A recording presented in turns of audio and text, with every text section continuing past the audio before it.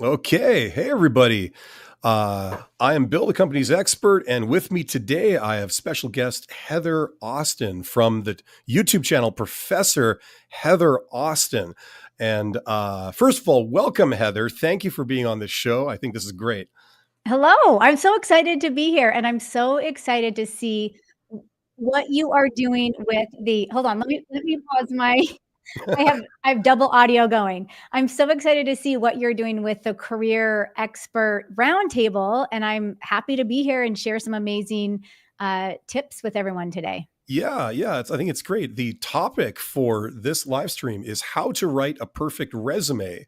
So we're going to be talking about that. If you're looking for a job right now, if you are wondering how to do your resume, or maybe you have a resume, but it's perhaps not achieving the results that you're hoping for, hopefully this will help you. So we are going to be listening to some of Heather's insight into this area. This is one of Heather's core competencies. I'm personally excited to hear how this goes. And then we are also taking questions. So wherever you're watching this from, if you see a chat box or a comment section, get in the chat, and we should be able to see the comments here.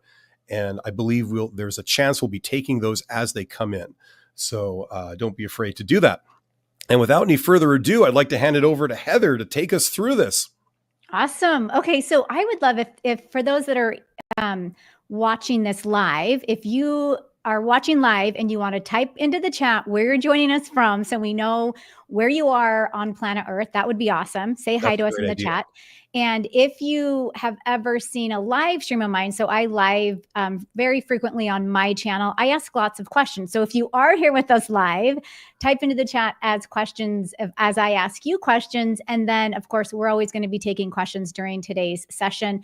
If you are catching this on a replay, which a lot of you might be, you can also comment below the video with whatever we ask you today and any questions that you have. So yeah, Bill, I think you can pull up slides because I always have slides for everyone because I know the topic we're talking about is a very visual topic. We are going to be talking about how to write the perfect resume. So for those that are here live with us, or if you're watching the replay, comment in the chat box on a scale from 1 to 5, how would you rank your resume? So while you're typing that in, I'm going to be sharing with you 3 key strategies to writing the perfect resume. And I'm going to actually go a little bit further than that. And we're going to talk about the perfect ATS friendly resume, but for 2025, because some things change as time goes on. So we're going to talk a little bit about how to write the perfect ATS friendly resume for 2025.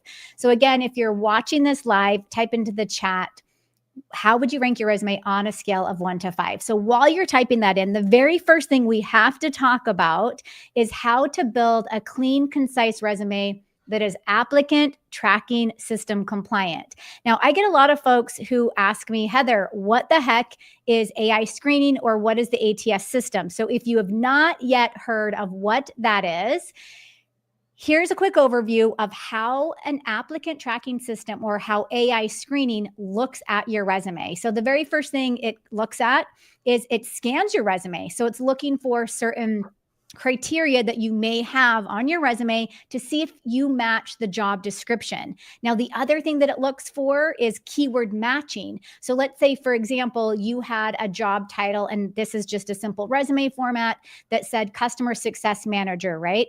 So it's going to be looking for certain keywords that relate to customer success manager and making sure, again, that you match up with that job.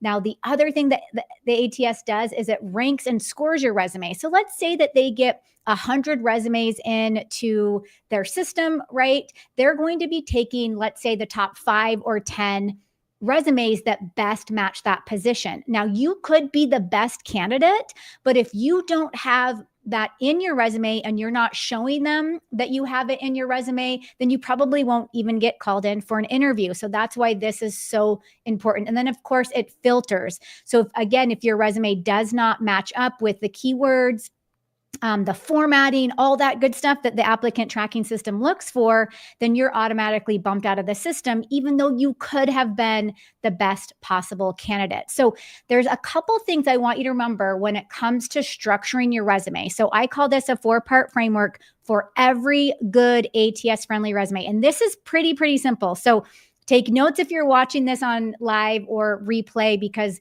you're going to want to implement this into your resume right away. So the 4-part framework, I like to break it up into the very top part of your resume. That's going to be, of course, your name, your contact information. It's going to include the title of the job you're applying for. It's going to include some key skills that relate specifically to that job. And then, of course, it's going to include your resume summary, right? Now, the second part to this framework would be your work history. So this could be basically anything you've done over time. You could include volunteer work here if you don't have a lot of work experience, but your work history is going to come after the top part of your resume. After that, I like to add some sort of education and training section, right? Now, this could be certifications. Maybe you don't have a formal degree. That's okay. You can add any sort of continuing education or certifications that you have or that you are getting. If you don't have anything and you're not getting any certifications or training, I highly recommend getting that onto your resume and adding it as quickly as possible, just because it shows your versatility. Now, the fourth part to the resume structure, again, is anything else that we would consider skills and other sections. Now, keep in mind the visual, if you're watching this on YouTube, the visual that I have here, this is a second page. This is a second page of a 2-page resume. If you don't have more than 7 years of work experience, you're going to stick to a 1-page resume. And you may be able to add maybe one other section at the bottom, like a professional skills or a technical skills. But you'll notice this is just an example of other things that you can add. We have awards and honors. We have professional memberships. We have language competencies. There's a lot of different things that you can add to that fourth section on your resume. So again, just to recap the resume, we have your top half, right? That's going to be your resume summary. We have your work experience. We have education and training, and then we have skills and other sections. So almost every single resume should have at least these 4 sections on their resume. And then, of course, another caveat to that is that depending on who you are, what position you're applying for, what industry you're in, what your experience is, you're going to arrange these sections and add other things to best highlight yourself. So Bill, what thoughts do you have on kind of this 4-part framework? Well, something I've always wondered, to be honest with you, Heather, I don't know if you know the answer to this, but the thing that you just said, where you have the skills and or the experience section up front, after like the header with your, your contact information stuff. And then you have experience. And then towards the end of the resume, you've got the education component. What I've always wondered is, why is not the education component maybe the first thing? And then you have skills and experience. I mean, I know this is the standard format that you're describing, but I'm wondering, like, what was the logic behind that? I thought I'd like to know, what someone's qualifications are first, and then maybe how they've applied them. But I'm obviously in the minority here.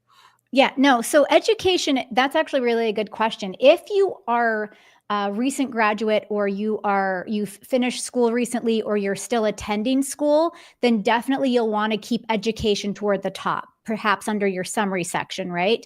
But if you are a working professional, you've been in the job market for 7 to 10 years, or even 5 years, that the education probably is not necessarily as important as more of the work experience, because we're hoping you get done with school, or you enter the workforce, you've graduated. That's something that happened. But then as you're going into the workforce and you're there for whatever, how many years, 5, 10 years, that's now the most recent experience. So most employers want to know, what are you doing right now? What have you done in the last little while, right? That is relevant to that position. So any recent grad, they'll have their education at the top. Or also another caveat to that is if you are applying for a position in academia, a lot of times they do want to know your education, or like a research position or something like that. That it would be special case that you'd have that first. But most of the Because they time, care about education in education. yes. That's they really value it. Yeah, Yep, definitely. 100%. Yeah. So most of the time you would have work experience first unless you're a recent grad. That Yeah, I makes a love lot of that. sense. It's I always thought it's because they valued experience more than the education. That was the sort of implied thing, that the way I interpreted it. I guess what you just said, it's the assumption that your experience will be much more recent than your education. That's why they do it. So I guess that makes a lot of sense.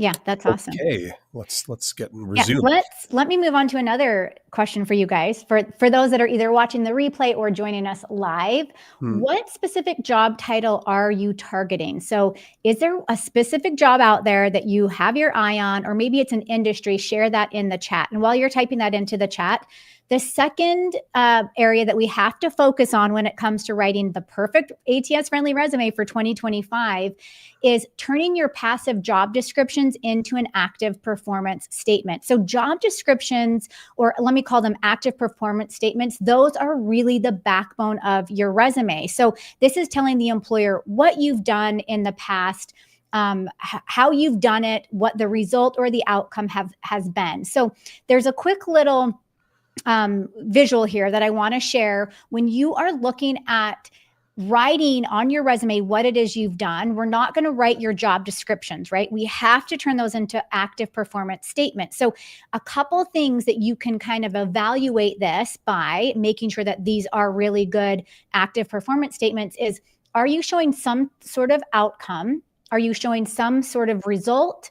Maybe you're showing the value that you've added, or you're showing the impact that you've had. So you're really trying to show them that you can solve problems, but not just that you can, but that you have in the past. Because a lot of employers want to know, what have you done that is really going to help us as we move forward with whatever it is that we're doing, right? So a quick little formula that I like to apply when I'm creating active performance statements is, we'll start with some sort of action verb, we'll add a task to that, and then we'll add a result. Now, keep in mind with this formula, you can always have some sort of action verb, and then you can lead with the result, and then you can have the task. And I'm going to show you exactly what I mean by that in just a second.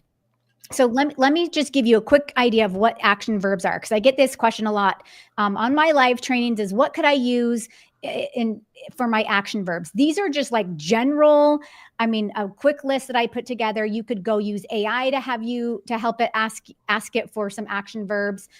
Coordinated, executed, oversaw, revitalized, streamlined, improved. That's what's going to start your active performance statement. And then after that, you're going to either add the task, or you're going to add the result, and then finish off with the other items. So let me give you guys a couple of examples here. When we are looking at active performance statements, so we get a lot of resumes here over on my channel, because we do resume critiques all the time. And when we do that, we get hundreds of resumes at one time. And so I see a lot of different things on resumes. So let's say someone put on their resume that they handled customer complaints. Well, notice that this second sentence, we now call that our active performance statement, where we're telling them that we handle customer complaints, but notice how much better we're making it. We're saying we revamped the customer complaint resolution process. It resulted in a 35% decrease in customer complaints, and it achieved a customer success satisfaction score of over 90% within a year. So if you notice all of these metrics that we're giving the hiring manager, the recruiter, whoever it is that's looking for someone like us, right? We're telling them exactly what we did, but we're also giving them that result, that outcome, that value. So that it's super important to do that. I want to share one more. Can I just ask, Heather? So Yeah, it looks like what you're sort of talking about is instead of just listing a job duty, I did this, right? It's like you're advising to turn the job duty into an accomplishment where you quantify. You say, I achieved this, and you quantify it with numbers and that kind of thing. Is that am I interpreting that correctly? Yeah, 100%. So the other way you could look at this is results-driven achievement statements, right? So we could call them performance statements, achievement statements, whatever we want to call them, right? We're taking that job description and we're saying, hey, here's what we've done. But then when we can quantify or add numbers or data or whatever we want to add to it, it makes it even stronger and better. Now, here's where this gets even better and more awesome, right? Because I know we're talking about resumes today, but then you can also take this same concept and you can apply it to your LinkedIn profile when you're writing your profile. You can now apply it to your job interview answers when they ask you a question. So the resume really is just the starting point for all of this. Once we get it down on paper and we figure out how to get those active performance statements really amazing, so it looks like, hey, we've done some awesome things, then we now take that into the job interview. It makes a lot of sense.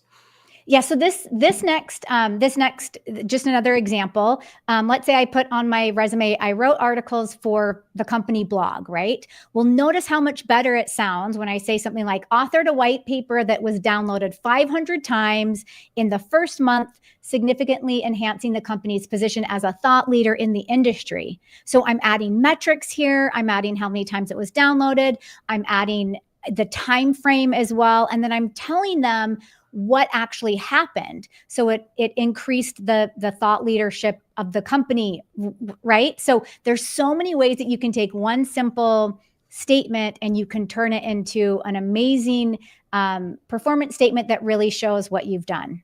Is this something you would recommend that people do for every line item on their resume, or is this maybe one or two things per job, or what's the kind of guideline on that kind of thing?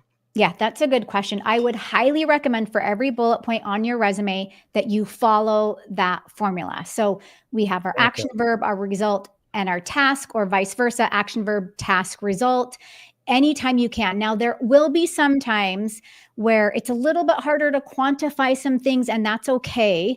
And you might have some things in there that you don't have the numbers and the data for as much, or but I would say as best you can get everything into that formula. Okay, makes sense. Does that add a lot of length to the resume? It can, but then I'm gonna show these guys, and I'm gonna show you in just a second how we can use AI to actually streamline the entire process, because we do want to add these bullet points, but we also don't want it to be lengthy. Resume writing has such a distinct language. It's really like its own language in itself. When you're writing a resume, you're not speaking in like full sentences. You're not speaking in first person. There's a lot of random things that go into it. What's the longest resume you've ever received? Just out of curiosity. I work with a lot of folks in academia. So the CVs are very long, but for resumes, like work experience, have you gotten like a 5-page resume or anything like that? Yes, I have. Really? I've gotten lots and lots of pages. And what I recommend, this is a good question, is I recommend if you have less than 7 years of work experience, you got to stick to a 1-page. If you have more than 7, I would do a 2-page. And even then, it's like we are seeing some companies that they just want to see, like if you were to apply for a Google position, unless you're an engineer, they normally want just a 1-page resume. Yeah, just bottom line it. Yeah. Yes, even if you have 20 years of experience. So you do really have to research your industry, the position you're applying for, all that good stuff to make sure that you're meeting the criteria for what they are looking for. Yeah, that can be hard for some people to like sort of self-edit because they're proud of so many things that you put on your resume. It's very hard for some people to voluntarily remove it, right? Yes. I think it's going to be a challenge. Yeah. Okay, for those that are here with us live, or if you're watching our replay, type into the comments, what achievements are you most proud of? And you can even just type one achievement, but type into the comments, what achievement are you most proud of? The last thing that we want to cover today, again, is how to harness the power of AI to streamline the resume writing process. So when AI came onto the scene months and months and months ago, or a year ago, right, we started using it really heavily in everything that we were doing, because we were finding that it was cutting cutting the resume prep in half. Now, you do have to be really careful with this. Before I share with you what tools to use and some AI prompts that you can use, you have to be really careful because AI also has a certain language. So you'll ask it a prompt and it will give you a response, but it's like you kind of know it came from AI. So you kind of have to take it with a grain of salt. You want to give it as much information as you can and then reword that in your own language using it as a guideline. Now, it's getting better all the time. Every day I use AI, I get in and I'm like, oh, this prompt's a little bit different than yesterday. Or like it's literally learning every single day out in the world. And so it's getting better, but you still have to be really careful because it does have its certain AI verbiage that it uses. So I don't know if you've found that, Bill, as you've used AI as well. Yeah, this is the exciting part. Like it's the way that AI is being incorporated and it's being used, and it can help you to not only do things quicker. I think when it first showed up, it was just a quick way of generating generic content, but it's becoming more sophisticated, even in like certainly in the couple of years that I've been sort of using it just casually. Now it can really enhance what you're doing and add in a lot of things that gives you an edge. So I think it's very exciting stuff. Yeah, it's awesome. All right, so there's a couple AI tools that I recommend for all of my job seekers. So Chat GPT, of course, most of you have probably heard of that, but you can create a free account just by going to chat.openai.com. You can also invest in the paid account if you want. I think it's like $20 a month, $24 a month, but you don't need that. You can do just you just need the free version. So chat.openai.com. The other one that I recommend is gemini.google.com. So Google is really like going 100% all in on AI right now. And when they first came out with Gemini, I would test Gemini and Chat GPT all the time. And I was like, okay, I really like the results Chat GPT is giving me. And so I really leaned heavily into Chat GPT. Well, then Google's like, we're going all in on this AI tool. And now they're incorporating all of their like Google Docs, Google Sheets, Google Slides, all of their back end Office platforms. They're now trying to incorporate that into with AI. So I am finding better results now with Gemini. And so I'm not opposed to you guys using that resource, but those are the two that I would highly recommend you getting to use and getting familiar with every day, even just asking it basic tasks or basic questions, and then really start using it for your job search because it will definitely cut down the time in half. I haven't actually used this. I've seen like when you go to the Google search prompt, it sometimes gives you the AI generated results right at the top of your results. Is that Gemini like that's incorporated into the Google search? Yeah, I think what they're doing is they're trying to incorporate AI into everything that it does. So if we were to look at like just going to, I like using Chat GPT still because I can just go to I like the user interface. It's not as confusing. Like I don't have ads on the side. I don't have this. I don't have that. Yeah, it's more streamlined. It's more Spartan and user friendly, I think. It is, and it's easy to use, and it will organize all your chats on the left-hand side. And the other thing too that it started to do, which it wasn't doing this in the beginning, is it actually is now reading. So let's say you had 10 chats going about something. It's kind of integrating all of them, even though it's keeping them separate. It still knows like, oh, you've already asked a chat about this. So, and then you can go back to your old chats, which I really, really like that about Chat GPT. But Google Gemini it's Google. They're going to like take over the world. So unless they're broken up first, which is a whole other thing. I doubt that. But I mean, we might as well learn how to use their resources as quick as we can, right?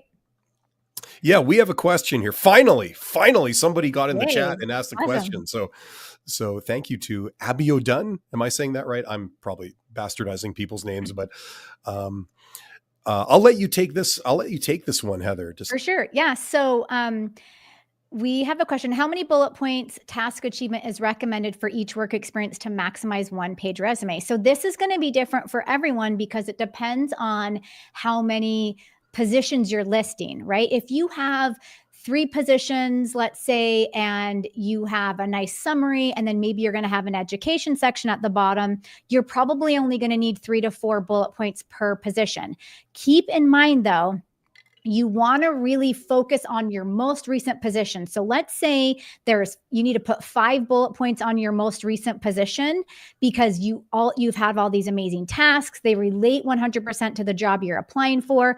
Then the other positions under that, you're not going to have as many bullet points. It's okay to have 4 on one and 3 on another. So it really depends on the content of your resume. It depends on how many pages you're using. It depends on what else you have on your resume to really make that decision. But I would say start with 3 to 4, and then kind of go from there. Yeah, I think that it's mainly governed by, like, as you said, Heather, the overall length of your resume. So depending on if you've got, say, 10 years work experience, your recommendation was 2 pages for 10 years. So, okay, keeping in mind that your most recent position should have the most detail on it, presumably, then you would just sort of add things according to how much space you have available. And what might be a good idea is to not make sure you're not duplicating the same type of things in your last few jobs. So, that frees up some space. It streamlines it a bit. And you still show off your capabilities with some quantifiable results in a way that these could be conversation pieces when you're in an interview. That's what I would say about it. Yep. I love that. That's awesome. Okay. Well, thank you to Abiodun for the question. Yeah. And you guys, I see there's 25 people here. Get in the chat and start telling us. Yeah. Heather is prompting you guys. So don't make me look bad. Go and get in there and ask some questions. We got a really good question so far. I think everybody's going to have questions about the different recommendations as we go through this. Yeah. So, let's hear some of those. Yeah. Well, okay. Let me also say this. So if we're moving into, we're talking about AI, right? I want to share a couple of prompts with people because I feel like this is where it can really get us started on how we're going to use it properly, because any of us could go to ChatGPT or Google Gemini and we could start typing all of our prompts in, right? But we want to make sure that we are being time effective with this and that we're asking it the right questions. So one of the very first prompts that I always start with is I ask ChatGPT or my AI assistant, right, to analyze the job description and have it pinpoint or identify the top 10 to 15 key skills required for this role. And then I'll copy and paste the job description into my AI assistant, right? What's going to happen there is it's going to give you the top 10 to 15 skills that not only should you be making sure are in your resume, but that should be in your LinkedIn profile. If you're rewriting your profile, that you should be talking about when you're in your job interview. So this is really the starting point for everything that you might be doing when it comes to prepping for the interview. Now, Bill, I do have a resource, and I'll share that at the end. I have a resource for all the folks that are here live or anyone watching the replay where they can grab a free resume template. There's a free resume example that goes with it. And then I've created a Google Doc with, I don't know how many prompts are on there right now, like maybe 5 to 7, might be a few more, but of like the best prompts to help you with your resume so that you're not. If you have access to the chat, Heather, you can enter that right now and then awesome. People will see it. I believe you can do that. So if you can, give that a try, and people will have access to that right now as you're mentioning it. No, I think this is a incredible tool. I think that maybe some people here might have not, like, they might have heard this, but it hasn't really sunk in of how amazing a tip that actually is. So what this is saying, and what Heather is saying, and according to my understanding of it, is Heather said this is the starting point for the content that you put on your resume. So if you're tailoring a resume to a specific job that you're applying for, everybody's talked about how you got to do keyword matching. I think most people have heard that, you have to have the same terms in it, right? But this is going one step further. This is saying, like, look, I want to know, of all the different things I could put on my resume, what are the things I should mention that the hiring manager or the recruiter would be most interested in hearing, that would show that I have the things that they're looking for. So this is a great way of doing that, how to use ChatGPT to give you an idea of the types of things you should have in there. So Yeah. I think I just want to make sure that didn't sort of go under the radar for anyone, because Yeah. this is an incredibly useful and powerful tip. Yeah, it's awesome. Okay, that would kind of be the very first prompt that I'd want you to use. The next prompt would be, because we are focusing on our results-driven achievement statements or our active performance statements, is having AI help you write your bullet points, right? So this is one of the easiest ways that I've found to have AI help you. Now, you can draft your bullet points on your own, and then you can have it help you make them better, right? That would be one thing you could do. But this is kind of a starting point if you don't have any of your bullet points written out yet, and you're just trying to think, how the heck do I even like write my bullet points, right? So you'd say something like, hey, can you help me write 4 to 5 results-driven achievement statements for my resume, for my position as, and then you're going to list what your current position is, or your current job title. Please make them impactful and include relevant keywords. And then you could say, here's what I did.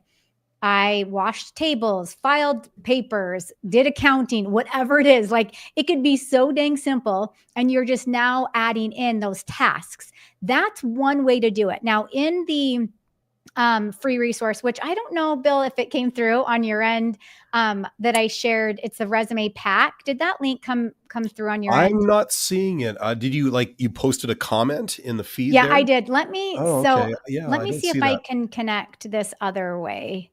I have so many different Google accounts. So sometimes it's like, you're not Hard to Heather keep track. Austin, you're someone else. But I think this will allow me to connect. And then I'll pop it into, wants me to make sure I do my 2-factor authentication.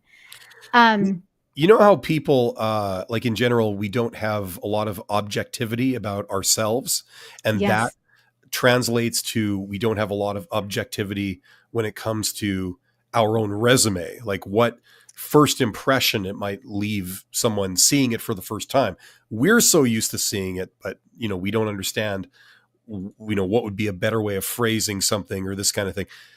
This tip, I think, speaks directly to that. Instead of saying, I did this, instead you use the formula that you're sharing with people to sort of punch it up a bit and illustrate it and say, well, I didn't just do this. I had this impact by doing this, this quantifiable impact.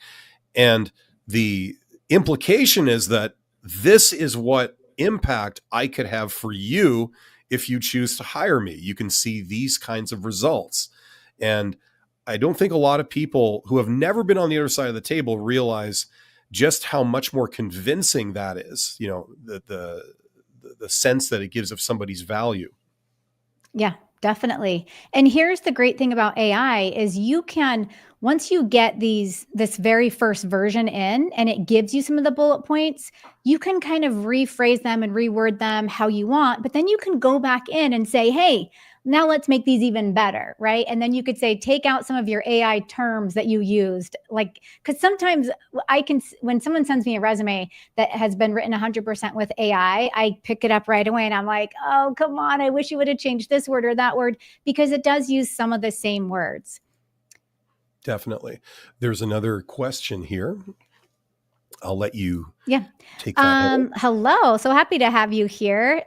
Is it okay to answer in my resume most questions asked and leave the interviewer speechless, or is that overdoing it? So, I mean, we want them to be speechless because we want them to see your resume and we want them to get right up at the front and say, okay, I want to bring this person in for an interview. Now, you're not including everything. You're not going to have these big, huge, long paragraphs and bullet points. You have to be able to summarize what it is that makes them speechless, right? And then the idea is that when you get in there for the interview, they're asking you, hey, can you elaborate on what you said about X, Y, and Z? Or can you tell us more about X, Y, and Z? So I think that's fine. For Leave the them interviewers speechless. that have read your resume, yes, and that have it in front of them, yes. Yeah, definitely. Yeah. All right, there's one more prompt that I want to share as well. And then I will, for some reason, my comment is saying that it has failed to post inside of StreamYard. So I don't know, maybe I didn't set it up properly, but I mean, this might be a bit overly technological, but if you want to email that to me, Heather, if you can, I oh will yeah, post it. yep, And that way people can see the link and see it in the stream in real for sure. time, if you And then can do I also have a short link, so that I'll share that in just a second. that. Okay, perfect. Okay, so the third prompt, so this is the last prompt that I want to share with you, is once we get, if you guys were here earlier, or if you're watching this on replay and you heard the 4-part structure of our resume, right? Once we get that 4-part structure in, we have all the key pieces nailed down. We now want to make sure that this resume is tailored to the job that we are applying for, because we're never going to send out generic resumes. We're always going to customize that job title at the top. We're going to customize the keywords. I mean, we're not spending hours and hours in doing that for each job. I would say, like, spend a couple minutes, 10 minutes. I don't know. Like, don't spend a ton of time, because you're already going to have an amazing resume if you follow the tips here today. And then you're just changing up a couple of things. But we also want to verify with our AI assistant to make sure that it's really on point. So I'm going to say something like, I need help tailoring my resume to a specific job posting. Can you assist me in identifying and incorporating the relevant keywords, skills, and experiences from the job posting into my resume? And then you're going to give it your job details. So you're going to paste the job posting, and then you're going to give it your current resume. Now, depending on what version of AI, Chat GPT you're using, Google Gemini, whatever AI assistant you're using, you're going to get different results. So it's okay to test different things, right? But for the most part, it should give you some general ideas on what you can do to tailor. And then if the AI is really awesome, it's going to almost rewrite your resume and give you some other ideas that will say, hey, make sure this is here, make sure that's there, make sure. So it does the work for you. But again, be really careful of just taking it from AI and popping it into Word or Google Doc. You have to really make sure you're reading line by line, making sure it doesn't sound like AI, making sure it shows your flavor and your personality in there, and then kind of going from there. Yeah, I would like to also comment on this and say that not everybody is using AI yet. Some people have obviously taken the plunge and it's helping them. Other people haven't yet. And this is another extremely powerful reason to do it, because once again, the implications of this tip right here, where you're going into AI, you're going into Chat GPT, for example, here, you're giving it the job posting and you're giving it your resume and you're getting it to do work for you, right? How in the past, it wasn't always practical to tailor your resume to every job you're applying for a lot of people, because tailoring your resume is a very labor intensive process. Well, it's thanks to tips like this that now it makes tailoring your resume to every single job you apply to possible. It makes it more possible because it's taking a lot of the heavy lifting out of that work for you. And like Heather says, you still have to sort of read it and tweak it in the end just to make sure it sounds like it's coming from a human and stuff. But I mean, this is the implications of just this one tip right here. Yeah, I love that. That's awesome. And really quick, here is the short version. If you guys want to grab this resume pack, you could go to heatheraustin.online/resume pack. That will take you to a page where you can download the resume. Of course, I need your name so I know who to send it to, and your email address. And then I'll email that to you to your email inbox. So again, it includes a resume template, it includes a resume example, and then it includes a link to Google Docs with the prompts that I've shared with you today, but with some other prompts, because there's other sections on your resume you might want to include. You might want to get even more specific on the skills, on the tasks, on all the job duties. So that's all included in there for you, and that is free. So that link is in the chat for people that want to click directly on it. Now we have some other questions here. Here's one. Yeah. We'll take. I'm going to read this, but I'll get your Go for it. input Yeah. on this, Yeah. Heather. So Way is that how you say it? Says yes, resonated that testimonials are important and using AI to be more impressive and updated. Sorry, not a local applicator, but watch yours often and be inspired. Appreciate. Yeah, I guess these are the little Yeah, emojis and stuff that have for been sure. transliterated for us. I Um, love that. it That's awesome. I think it continues here. Determine the style results. Personal style determines the results.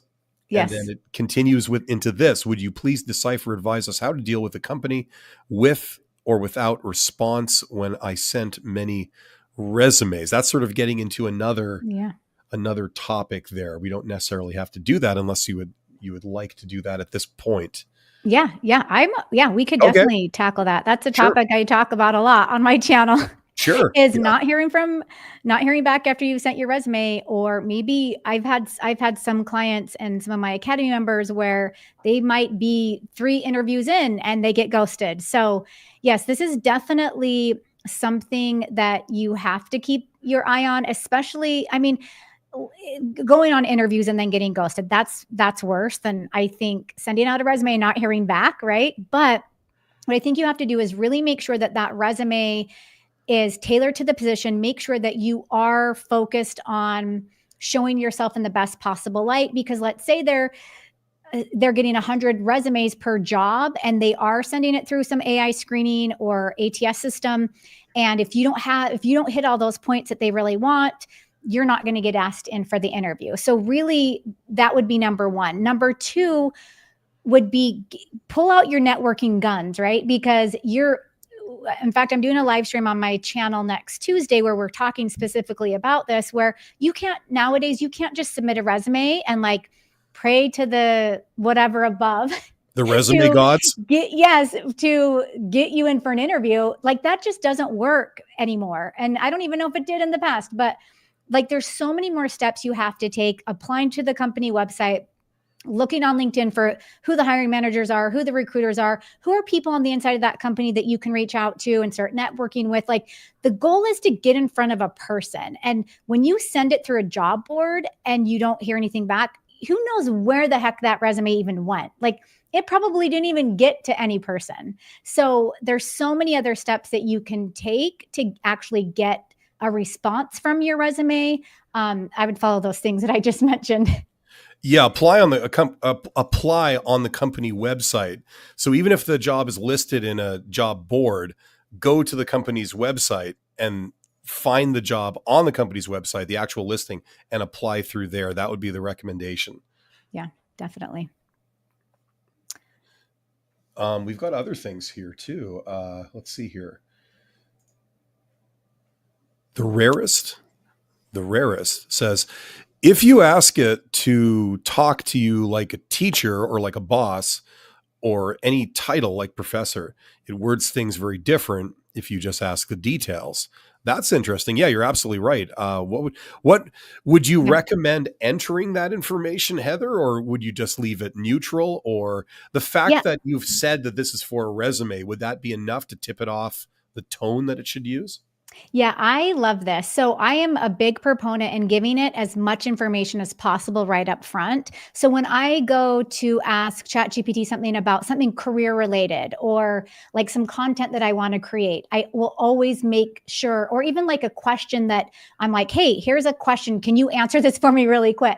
I'm always like, hey, I'm an experienced career coach with blah, blah, blah, blah, blah. Like, you could even and tell it like things like, I'm very friendly, I am happy all the time, or like you could be like, I'm stern and I want like a super efficient answer, I'm right? never in a good mood. Write my resume accordingly. Yeah, I think whatever you tone you want to give it, and then try different things, because in this comment, obviously it's like a teacher or a boss or a professor. Maybe, like, try something else and see if it changes the tone. But I'm a big proponent in giving it as much detail as possible. Makes sense. Yeah. We've got this. tip, use Canva. Have you used Canva? I don't know even what Canva is. Okay, so I use Canva every single day, but I don't use it for resumes. So no, no, no, no, no. In fact, I didn't even share this slide, but I have a slide that talks about last minute ATS formatting guidelines when it comes to writing an ATS friendly resume, because you have to remember that when you are submitting your resume to an AI screener, it can't read tables and graphics and charts and images. So you don't want to use Canva for a resume. Now, they look really pretty. If I were maybe a graphic designer and I needed to submit my resume for a graphic design position, but even so, when I have clients that are in the graphic or design space, we always have an ATS friendly resume, but then we also will have a design resume, because when they're submitting their resume in design format, it doesn't get read. The other thing you have to keep in mind is those columns in Canva. And I'm assuming this person is talking about Canva for resumes, but the columns are like, you have columns. Sometimes they'll put tables in there. It doesn't provide a clear hierarchy of information like the simple template that I showed in today's presentation. So I use it every day for lots and lots and lots of things, just not resumes. Yeah, that makes sense. If you can get your resume to look really professional, look like it kicks ass, but Yeah. is also not going to encounter any issues when you convert it from, a multi sort of graphic layout with all kinds of bar graphs and tables and things like that, Yeah. combo like text boxes and all this kind of stuff. Then it's even more useful. You'll get better results with it. Yep. So right on. We've got to the end of the questions that we had. So that's great. Yeah, that's awesome. Yeah. No, I think that was at the end. That was the end of your presentation, Yep, right? that's it. More slides. Okay, because I took it off the screen. I want to make sure that Yep, was you're good. finished. No, that's great. I mean, like for me, the most exciting part of this is the AI stuff, because that's what's changing. It's in the process of changing right now.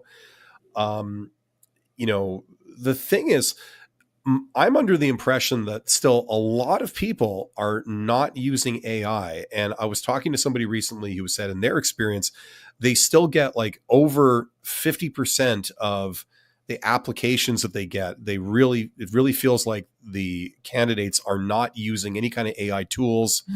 And what this is doing is, if you have AI on the receiver end, like you have ATS systems and stuff that are filtering based on AI, but then you also have AI creating the resumes. It's sort of like AI versus AI. Now, that can maybe arguably cancel itself out. But if you have half the candidates not using AI, they will presumably be at a considerable disadvantage. They will not be able to elevate themselves above the other candidates that are using some of these AI tools to help them make something more powerful, or just help them apply for a greater quantity of jobs using the same quality of applications. So if you are not sort of using some of these tools, I highly recommend that you check them out. Yeah. Well, and Bill, let me also mention this. So we've done a lot of research on just candidates that use AI versus candidates that don't. And based on all the studies that we've looked at and all the research we've done, it is so apparent by like lots and lots of percentages that candidates that are using AI, they're getting hired faster. Their job search is happening, like it's going faster. They're actually going on more interviews. They're getting paid more because they're using all of the tools to put them ahead of the competition, right? And if you figure, if you're not doing that, there's so many other candidates that are doing it that you've got to get on board and like figure out, okay, which tool do I want to use? And how do I get started with it? And even just start experimenting and playing around with it. I mean, my audience, because I teach, I live stream frequently, and I'm always like, you guys get in and start using this now. And that's what a lot of people have said is, I'm so glad that you gave me some prompts to start with. And now I've learned this about it, and I'm doing this now. And it just opens up a whole nother world of opportunity. Yeah, I agree. I want to associate myself fully with the remarks you made about recommending people actually get on board and start using these tools. And I can well believe what you just said about the results of, the candidates that are using AI versus candidates who aren't using AI. I can well believe that. It works through a variety of mechanisms. It's effective and it's fast. Mm-hmm. So, it's definitely something that people need to do. Yeah. Agreed. Yeah. So excellent. So we covered your sort of slide deck and your recommendations. I want to reiterate to the people that are here, there's 25 people here. Get in the chat. Let me know what you're struggling with, what you're wondering about for, making your resume. Heather presented a bunch of great tips. By the way, go to her channel and subscribe if you're watching this from my channel. Heather covers a lot of the same areas that I do, but I think you talk more about like LinkedIn and stuff than I do. How to pass job interviews, and being on the other side of the table really helps to give some insight into what candidates need to do to get further in this process and succeed. Yeah. The thing is, like when you were talking about some of the tips earlier, the one I remember that sticks in my mind now is that idea of taking a simple description of a duty and instead phrasing it in this sort of more elaborate, formulaic kind of way of describing an accomplishment with you're punching up the impact. You're adding some quantities, so you're quantizing your effectiveness or your accomplishment. One thing I noticed on your slide was that it was a lot more text. Instead of like this little thing, you have this big thing, and I agree with you wholeheartedly that the big thing has much more impact and is more effective.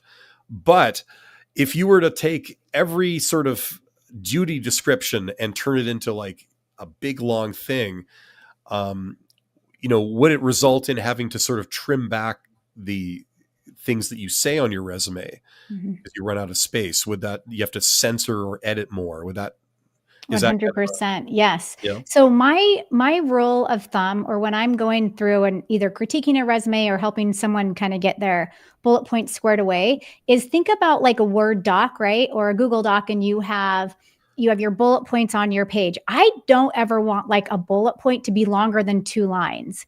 In fact, a one-liner on a bullet point and then 1 line of text, that would be significant, or that would be better for someone that may not have to give a whole lot of detail, right? But when I look at bullet points and they're longer than 2 lines, I'm like, no. We have to shorten this, because as humans, we don't have a lot of brain span. Like a lot of times I'll show people how am I going to look at your resume if I'm a recruiter and I'm just getting it? I'm looking at the top part really quick. I might read like a couple lines of your summary. I'll jump down and see where you've worked. I might even read like 1 or 2 bullet points in there. I'll look after that. I'll see if you have any extra education or training. And then I'll kind of see what else you have on there. Like I'm literally looking at it for a couple of seconds. So yeah, I do not advise to go any longer than like 2 lines of information on 1 bullet point. If you could get it wrapped up into 1, that's great. But sometimes you need to add a little bit more detail. That makes a lot of sense. We got a couple of questions going in, but before I put those, I want to ask one question to Heather. And that is, you just mentioned that whole, like, is it 8 seconds or whatever the average is, where someone, if a human looks at your resume, they have only a few seconds to really form their initial opinion on, does this warrant me considering it further, or do I put it in the sort of reject pile? Now, if you had, say, 5 things on your resume that you wanted to pop, you wanted someone, if they only are looking at it for 8 seconds, in those 8 seconds, you wanted them to notice these 5 things, what would be your advice for someone wanting to do that? Well, I'll share that in a second. Where I thought you were going to go with this question is, how long does it take AI to read it? Because a human reader is like 6. You know that if a human reader is 6 seconds, AI is like a split second, like that. It's like we can't even snap our fingers how fast AI reads the resume. So in terms of what like the main areas to focus on, I'm a big proponent of that top part of the resume where you're always going to have the job title that you are applying for at the very top. That would be number one. Number two below that would be, I always advise people to include 3 key skills below that title. That would be number two. The next one would be the summary. If we can get some amazing like keywords and noteworthy, like I'll meet with clients and they said, oh, I worked at CNBC or I worked at wherever for this many years and I did this for the military. And I'm like, that's not even on your resume. Like, why are these things not even in that summary right up front? So I would say get some of those noteworthy things in your resume right up front in the summary so that I can literally see title, key skills, something awesome about you. And then like anytime you're going to reorder your bullet points if you need to, like whatever the very first, if they were only going to read 1 bullet point per work experience, which one would you want that to be there? And then the other thing I'm going to add really quickly is I love to see a good technical skills section on a resume, especially for folks that are older, because I feel like that's going to show versatility. It's going to show that you're staying up to date with technology. If you're not already taking some sort of AI training, take it and get it in that technical skill section. Separate from the experience, you would have a dedicated section that's called technical skills, and you would include things like AI and stuff that are going to make you competitive there. Okay. Gotcha. Yeah, for sure. So I would include, those would kind of be the top things that I would focus on to make sure that you pass that 6-second rule, or let's call it the Chat GPT or AI split-second rule, whatever we want to call it. Yeah, that makes sense. Well, I mean, I still think it's 2 different things though. I mean, you have like, okay, if you have AI reading it, obviously you want to give it what it needs, all the keywords, all the things are there. But if you have a human looking at it for 6 seconds, the difference, I think, is that the human doesn't read the whole resume. They just sort of notice a couple of words, they notice a couple of names, and then maybe a title, and then they're on to the next thing. In that 6 seconds, do people even read a complete sentence, in your opinion? Like when you have 6 seconds? I think it depends. I mean, sometimes I do when I'm looking at resumes. I will, if it seems compelling enough as I start reading it, it interests me and I'll keep going. What it comes down to too is, let's say you've made it on past the first round of interviews, like a phone screen, right? And now your resume is kind of going up the ladder and other people are looking at it. And maybe they have a little bit more time to really look at that information. It's still super important to include as much detail as you can without going overboard, because if you're now onto the 3rd interview and now it's like the CEO that's looking at your resume, they're going to spend a little bit more time than maybe like a recruiter that might be looking at it to do a phone screen. So I think everyone's different. I think every company is different. I think it's going to depend on the position, the industry, all that stuff. Makes sense. We got a couple more questions here. I'll let you read this and take it away if you want, Heather. Yes. Okay. Good question. So resumes are ways of knocking fingers and first steps to my dreaming yards. Should I prepare custom resume to various companies, or in a single one add additional letter to special companies? So what I think you're asking is customizing every resume, right? 100% yes.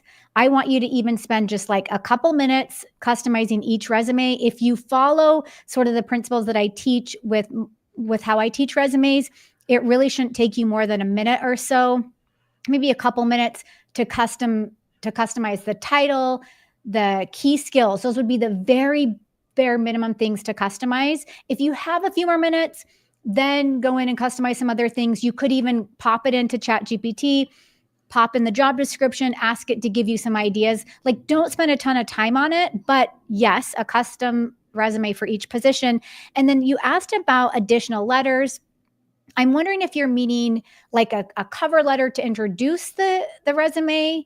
I'm not sure if that's what you mean, but if so, I mean, I'm still a big proponent of a cover letter. Now, not every company is going to want one, so you don't need to send one, but at the end of the day, you still need to introduce yourself in some way in an email. You still need to introduce yourself and send your resume. I also look at the cover letter as like, you don't have to make a formal cover letter, right? But like, you need to say something about yourself that introduces yourself, right? And if you're writing an email to someone. So that's a version of a cover letter to me as well.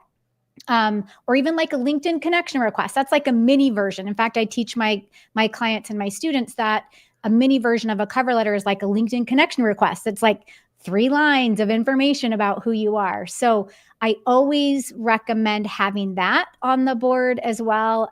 If you have time to do a cover letter, you don't always have to send like a big, huge formal cover letter, but have some sort of statement about yourself that introduces yourself. Yeah, it makes a lot of sense. That last tip, I believe, was the last tip in the AI section on your presentation, where you go to ChatGPT and you enter the job description, and then you also enter your resume, and you basically ask it to adapt your resume to the job posting. That takes the bulk of the work out of customizing your resume. So if you're using some of these tools, there really shouldn't be much excuse why you can't customize your resume to every job you apply for, because the heavy lifting's taken out of it for the most part. Another question here. I'll read this one. The Rarest says, good thing to bring up. Would it be considered good or bad to say something like, no, I don't know how to so and how to so and so, but I do use, what's that, Chat GPT? Is that supposed to be? Yeah. Let me just parse that. Okay, good thing to bring up. Would it be considered good or bad to say something like, no, I don't know how to so and so, but I do use Chat GPT? Personally, I think that I think I know what you're saying, and I think that everyone does this. I don't think it makes the best impression if you were to say that in an interview, so I would not recommend that.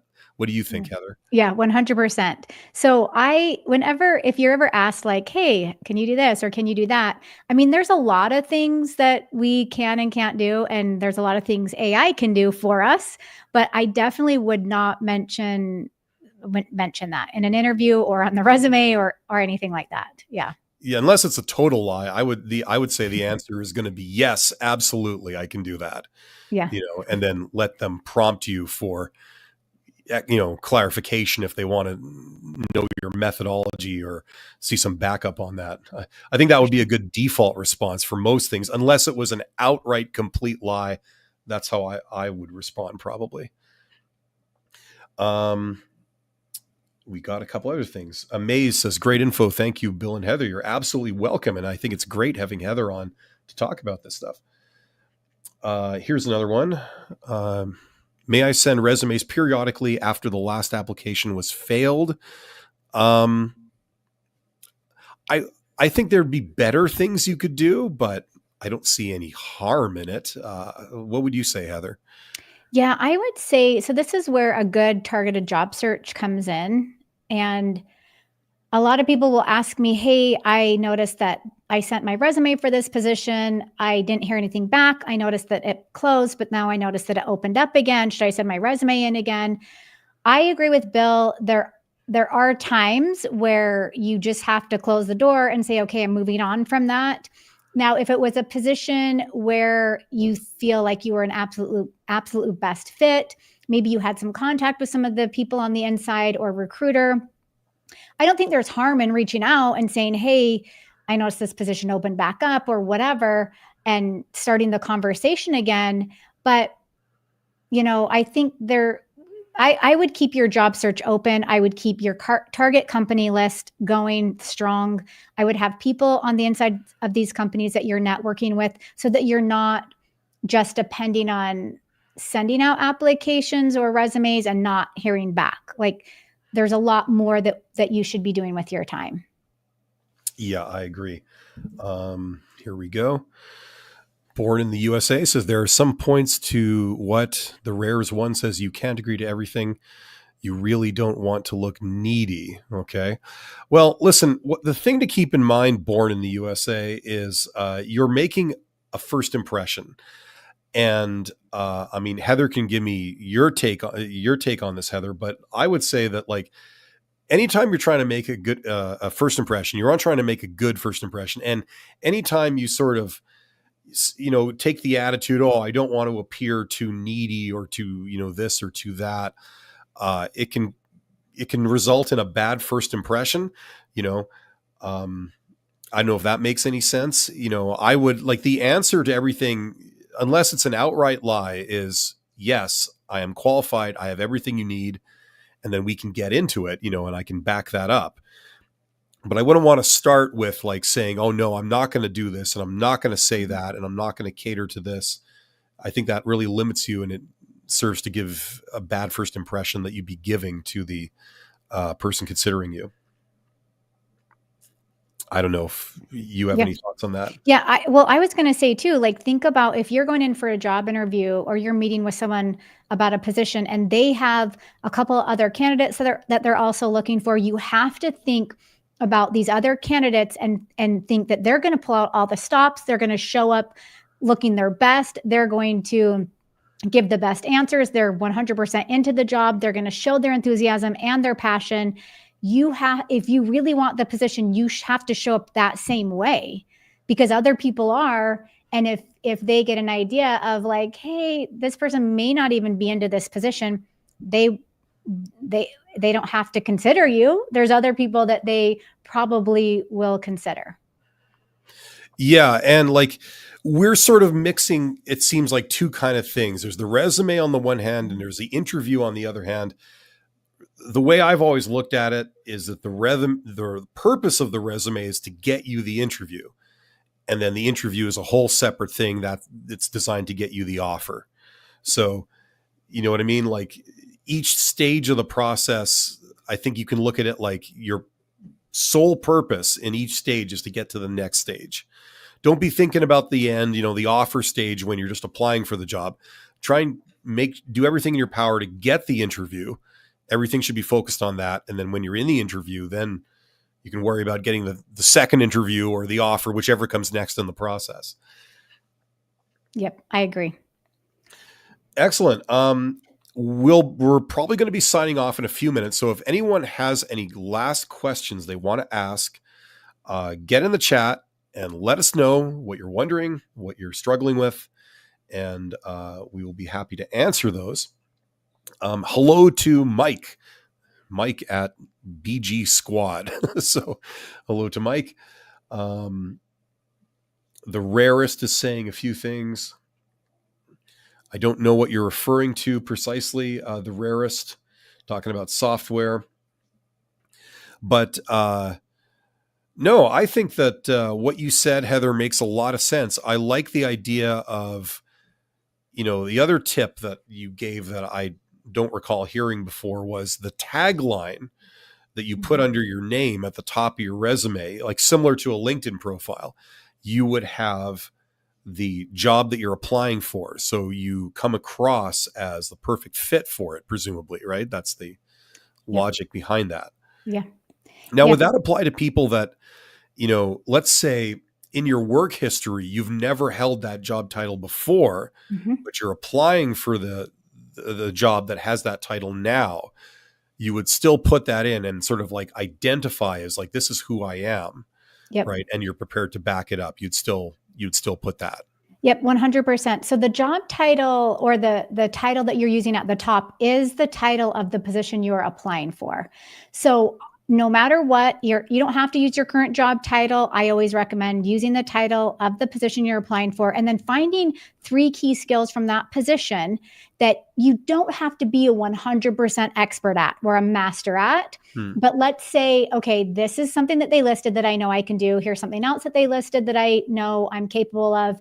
And here's something else that maybe I'm like not a master. I could quickly learn some things related to this and probably be pretty good at it. I'm going to list that as well. So it's really targeted to that position that you're applying for. Yeah, that makes a lot of sense. Yeah. We got a couple of things here. What? The Rarest says, when I asked GPT to help as far as software goes, if I were to get lost. Okay. I don't know if you can decipher that. I can't decipher that, unfortunately. Born in the USA. That's a Bruce Springsteen. That's the Bruce Springsteen sort of theme, isn't it? Hey, something I was going to ask you, Heather. First of all, Yeah. where are you located? What city, if I can ask? I'm in Utah. Utah. Okay, because if you were in the southern US, my understanding was you would call Gemini, right? Like the space program. Gemini. Probably. Yeah. Yeah, Gemini 12 to whatever, Yeah. Uh, Well, where are you located? I'm in Winnipeg, Canada. So Okay, I thought I could hear like a Canadian accent. Canadian twang, yeah. Well, no, I've had some arguments in my house about like the Gemini or Gemini and all this kind of stuff. People are opposed to it. Yeah. So okay, I was just wondering there for like not thinking about it. I thought you were in Austin because of your name. It's just a subliminal thing that happened. So that's why I was expecting you to say Gemini. Yeah. Here we go. Okay, now maybe I'll get to this question. Good point. Is it the scale between looking needy and showing that you don't have a problem of doing whatever is required on a particular job? Well, once again, that's a concern for the interview. And maybe in the future hopefully we'll have Heather back and we'll talk about interviews and we'll get there because that's a whole other thing. Yeah. What people don't want in an interview is basically any conveyance of the attitude that, oh, I don't do that, I don't do this, and I got, like that kind of thing, that's really starting off on the wrong foot. So if you give that impression, I don't want to look too needy, so I'm not going to show a lot of enthusiasm because that would be beneath my dignity. Thinking like that might backfire is all I'm saying. Well, and I think too, so there's two things that like you want to always do when you interview a resume is have confidence, but show interest, right?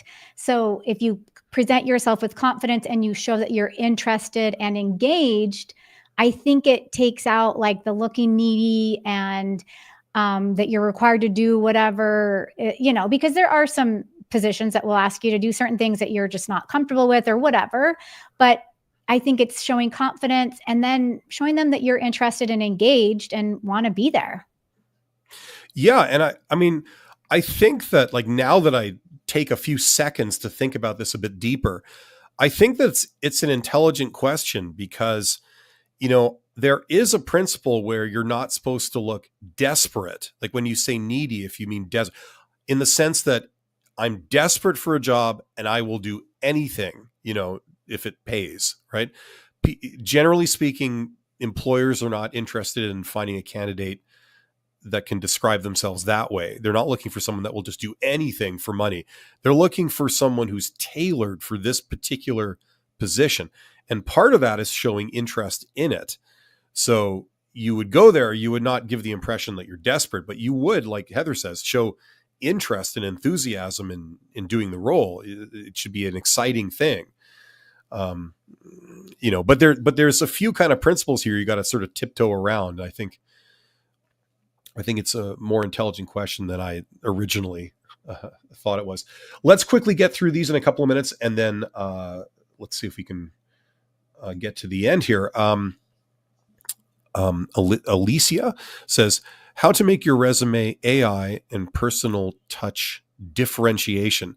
You mean like make it sound like it's coming from a human? Is that what that means? Yeah, I think so. I get this question a lot. I think when it comes down to that, so as you start using AI more, you'll notice that it uses certain words, especially with resumes. Like this is one word, for example. I shared a list of the action verbs that like just an example of some action verbs that you could use on your. Do you want me to pop it up here really quick? Yeah, please, because you're right. That was on there.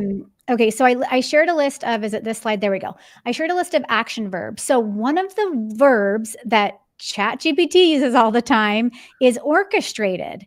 And so I'll get a resume and it has the word orchestrated in it like 30 times or 20 times. And I'm like, no. I'm like, this is such a ChatGPT word. I'm like, you got to take the word orchestrated out. And sometimes I'll say, what's another word for orchestrated? So as you're using it more and the more you're communicating with it, the more you start to see the patterns that it uses in certain words. So that's why you almost have to go line by line with everything that it's saying and see if you can notice. I'll even ask it like things like, hey, don't put this word in there, or try not to sound so much like an AI, like I'll say things like that and it does better. But you have to just make sure that you're reading everything and that it sounds like you and that it doesn't sound like it comes from a bot. And the only way to do that is to use it as much as you can and get familiar with it. Yeah, you can either do the brute force method, which is like let ChatGPT generate it and then you fix it up later, tweak it, like as you said, if it uses the same word 42 times in a row to describe your accomplishment, you would change it. Or like Heather says, that's probably the smarter way. You can direct it and say, don't use the same terms, more than twice, say, or something like that, or use it more of this tone, or, like that kind of thing. You can give it specific instructions to sort of fix it up so you get a better result. We're getting more questions now. This is great. The Rarest says, yeah, just extra help is okay to say I would use it. Okay. Here we go. Born in the USA again. That song made me change my name and I'm over the pond. Okay. Right on.